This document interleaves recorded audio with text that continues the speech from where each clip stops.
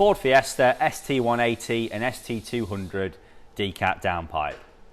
So this is the primary downpipe decat for all Mark 7 and Mark 7.5 Ford Fiesta ST180 and the ST200s as well. So it's fully stainless steel, TIG welded. Fitting the decat downpipe allows the turbo to get the gas out much faster because there's no restrictive cat in the way. Getting the gas out faster allows it to be more responsive and allows the engine to make more power. So fitting it will bring on an engine management light, and it's also not going to be MOTable. It's not a road legal modification because removing the cat will make it fail an MOT emissions test.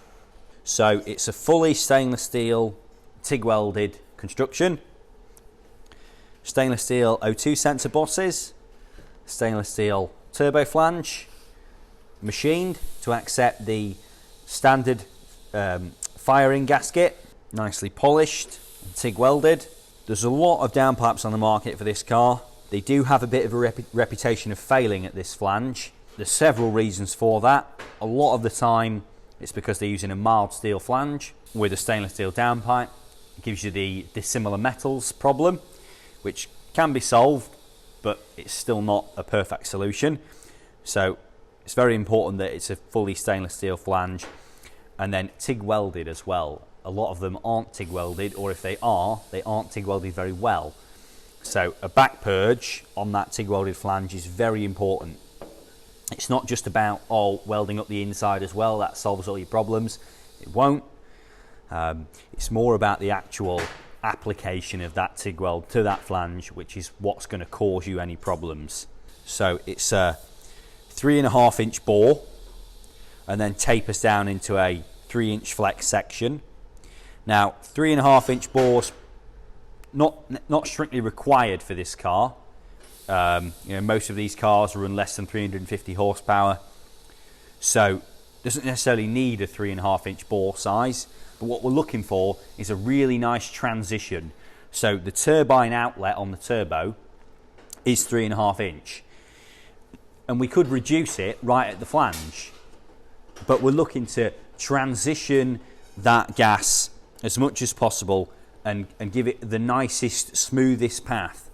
So by maintaining that 3.5 inch bore all the way until the reducer section here, we're keeping as much gas velocity as we can, causing the least amount of turbulence.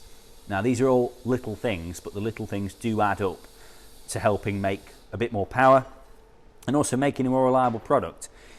If we were to just take a piece of 3 inch pipe and stretch it out to fit, again, we're more likely going to have material failure because we're over manipulating the pipe work for what it was designed to do. So it's a fully stainless steel flex section as well, an interlock lined flex, which is the best kind of flex for performance application. Fitting an O2 sensor spacer can help in preventing the engine management light coming on.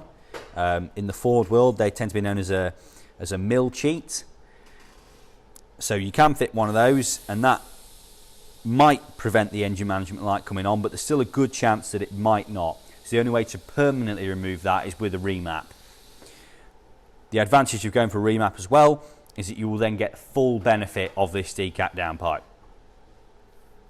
The engine will make more power without a remap, and you don't need a remap, but going for a remap as well as a decat downpipe will definitely maximise the potential of what this hardware can do. Comes with the stainless steel hardware needed to fit. So we've got a laser cut 2-bolt flange on the exit end. Now we've got elongated holes in here because this is so it will suit the standard exhaust system as well as a lot of other exhaust systems, because there's a lot on the market for the Fiesta, and there does seem to be a bit of variation in the hole centers that people are using on their flanges. Whether that's by accident or intentional, I don't know, but that's why I've gone with elongated holes so that we can make sure that it fits all kinds of catback available. So it's fully back purged as well, which again is quite important. Most of the downpipes on the market won't be back purged, but it is quite important in terms of weld reliability.